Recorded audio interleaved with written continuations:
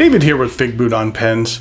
Today I have for you a brand new pen from the Italian brand Montegrappa that I found to be very intriguing. It's called the Montegrappa. Yes, the name of the pen is the Montegrappa. What I'm going to do is go over the parts and features of the Montegrappa. I'm going to tell you what I care for and what I don't care for. I'll show some measurements, size comparisons, and then provide a writing sample. Just a side note to begin with, I'm getting very close to a milestone in regard to subscribers here on YouTube. If you like this content, don't forget to hit the subscribe button. I have a contest coming up that I want to launch after I hit that milestone, so I appreciate the support. Thanks go out to the good folks at Kenro for the loan of this pen for review.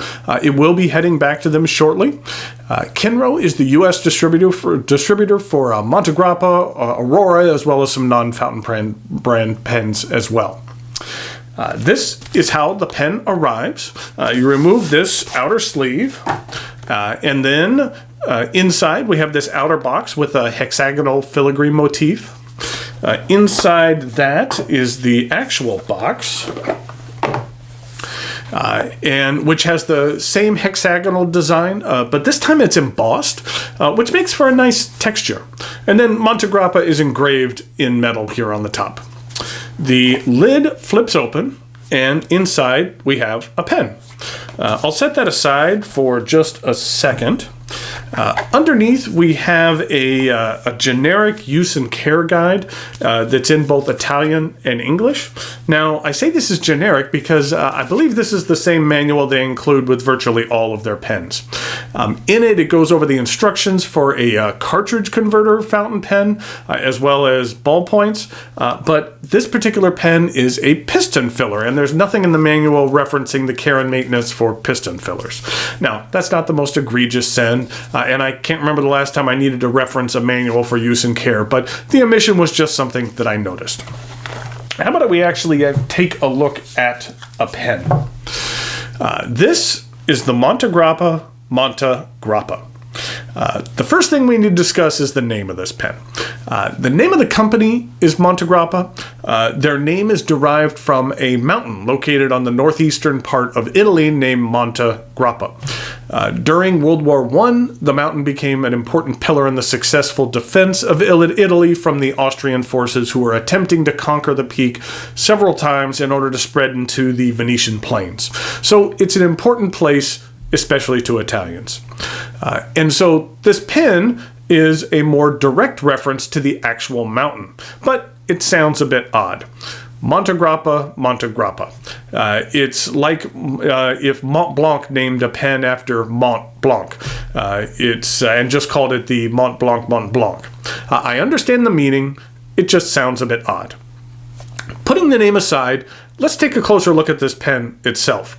The pen is made from resin, and it comes in a lavender, a black, a navy blue, and this coral. I'm really liking this coral. I think it's very sharp. It reminds me a lot of the Mont Blanc Rouge et Noir. I like this shape as well. It's a bit less bulbous than their Fortuna models, and in my mind that's a good thing. It feels a little less bulky, especially in the cap. Let's start by taking a look at the end of this pen. The hardware on the Montegrappa is stainless steel, and there is an inlaid metal disc with some olive branches in 1912, which is the year Montegrappa was founded. If you want to know a little bit more about the history of Montegrappa, you can check out my review of their American Dream pen, where I go over all that in a bit more detail. The cap is seamless, and then we have this clip. It has a bit of a wave to it, which I like, and on the end is a wheel. And I've always liked the looks of wheeled clips. I do have a couple of issues with this particular clip, however. I do find it to be a bit on the tight side. So even though there's a wheel, which should ease the use of a clip, I find sometimes it can be a little bit tough getting it into a pocket or a shirt, or even a pen case or pouch that's a little thicker. And while this nib is tight, it's also a little bit loose. It has a bit of play going side by side. I'm uncertain if that's intentional or if there's just an issue with this specific pen, but there is a little bit of play going side by side or side to side in it as well. The cap angles up, and then we have the cap band. It's a bit on the thin side with a hammered design. I can't say I'm particularly fond of the design, but I'll give them credit for doing something a little bit different. I actually like that there is no branding on the cap band because we actually have that on the barrel. There is a small step down to the barrel, which angles up until about this point, and then it tapers down. On the barrel right here is engraved with a picture of the actual Montegrappa, nestled between the words Monte and Grappa. This is one of my favorite things about the pen. I think it gives the pen a more vintage feel to it. I also like that it's not precise. And what I mean by that is that when you look at it up close, you could see all the marks left behind during the engraving. And while in some instances that would annoy me, for this pen, I feel it kind of adds a bit of character. Again, it's not something you even see unless you're looking at it with a loupe or something like that. Toward the end of the barrel, there is a band, and on it, it's laser engraved, made in Italy. This is a piston filler, and on the end of the piston knob, there is actually another inlaid disc of stainless steel. The cap twists off to reveal this very nice looking stainless steel nib. I really like the looks of Montegrappa's nibs with the hexagonal filigree pattern. The pattern can lead to some very cool looking nib creep as well. This one is stamped with Montegrappa, Italia, and then M for this medium nib. It's available in either a stainless steel nib like this one, or with a 14 karat gold nib in fine, medium, or broad. And here's a look at the plastic feed. The end of the section has a band of metal. The section then angles up to this very large, wide thread. And I say thread as opposed to threads because there is only one, and it's for a very good purpose.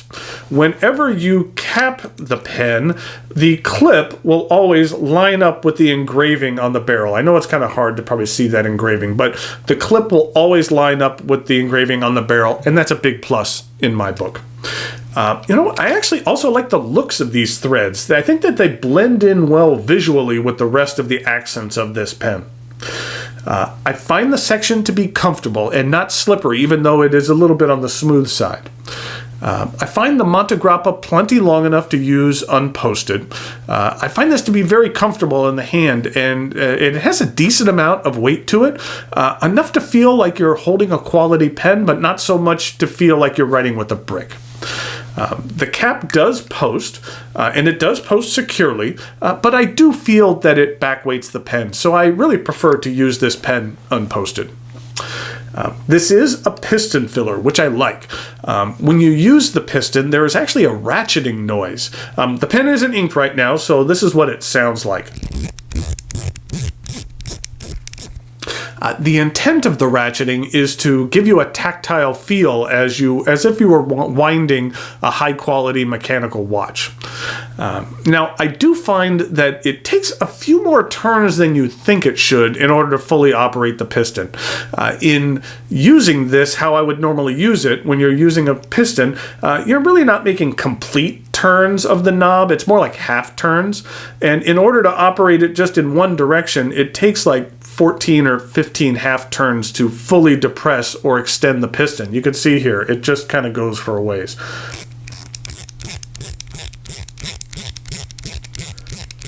Okay, so that was just depressing the piston. So that, that's like around 25 to 30 twists in order to ink up the pen. It operates just fine. It's just that it's a lot of twists. I do like the ratcheting though. I think that that's cool. Okay, now let's talk about price. The stainless steel version retails for $325. That's the street price. And the 14K is around $550, which are like 20% lower than the MSRP for both of these pens. For the stainless steel model, the $325 is a steep price, but in my opinion, it is not unreasonable. This is a very nice pen. Now, I haven't had the opportunity to test out the 14K nib, but I'm not quite sure if I feel that it was worth the additional, $225 jump in price. Typically, if the difference is only a nib, I would expect the price of the pen to rise maybe $100 or $150, but $225 just seemed like a steep jump. In my mind, this steel nib is a very high quality, and never at any point when I've been using this pen over the last month did I think to myself that I would really like it more if it had a gold nib. So for this particular pen, I think the steel nib is perfectly fine. Overall, there's a lot to like about the Montegrappa. Enough that I'm actually strongly considering picking one of these up for my own after I send this one back.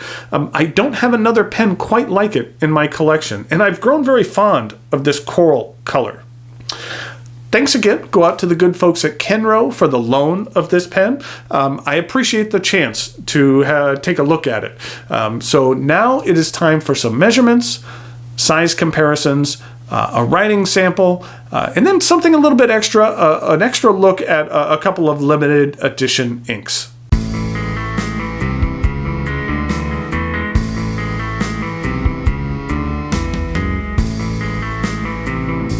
Here we go with some size comparisons for the Montegrappa. And to begin with, wanted to show it in comparison to some other Italian pens. Here it is with a Visconti Homo sapiens. Then here it is with an Aurora Optima. And then finally, here it is with a Omas Ogiva Cocktail. It's actually the Blue Angel is that model. And for some other pens, here it is with a Lamy Safari, and here it is with a Pilot Metro, and then here it is with a TWSBI Diamond 580 AL.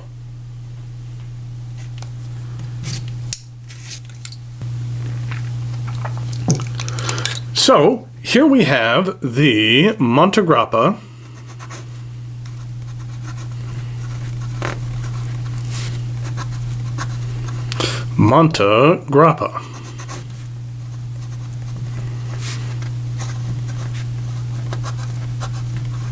This is a medium steel nib, and the ink that I'm using here, I had intended to use a different ink, but the ink I had in here was one that matched it so well that I just I couldn't change it out, which is the Papier Plume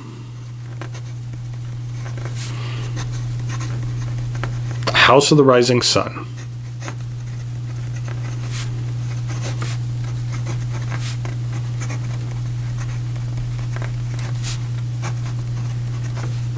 I had just done a review on this. This is the ink bottle that it came in, and that in regard to what the ink looks like, this is what the ink looks like. It's a real nice reddish orange.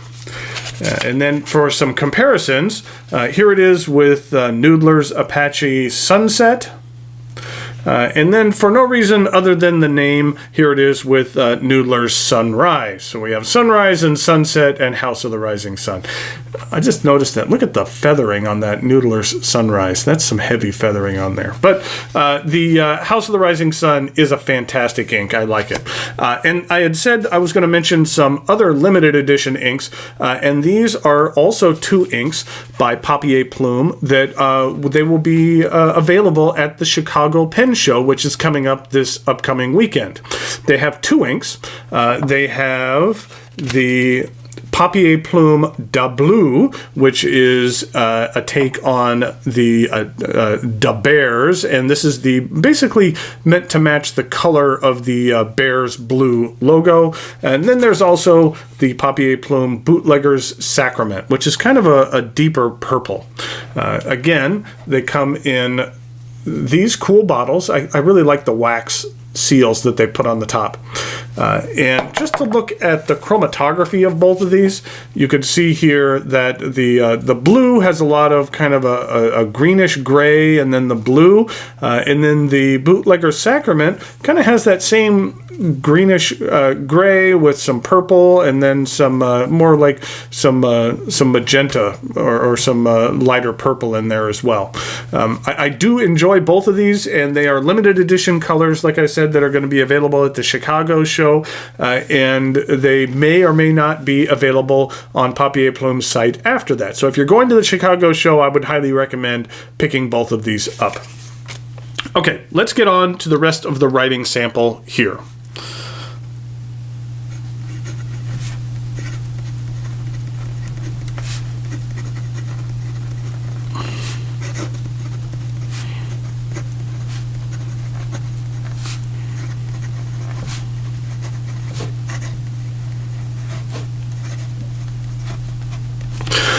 I mentioned it during my review, but I really like this medium nib that's on here. And not once when I was using this pen did I think to myself, hey, I really wish this had a gold nib on here, because this nib performs very, very well. You're not going to get tons of flex. It is a bit on the stiff side, but it is something that has a decent amount of flow to it. This ink is a little bit on the drier side, and that then in regard to reverse writing, doesn't look like it does that very well. Which it doesn't really do that well, but that's really no big deal. That's not a measure of the pen itself. And in regard to some fast writing,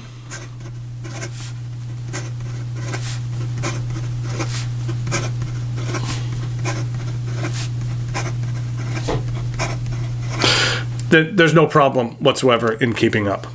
So, thanks go out again to the good folks at Kenro for the loan of this pen, and that it's something that I highly recommend. And like I mentioned, that it might be one that I need to go out and purchase myself once this actually leaves the fold, because it's something different and it's something unique, and I kind of like things that are different and unique. And this coral color is really growing on me. So, until next time, thanks for watching, and I'll talk to you later.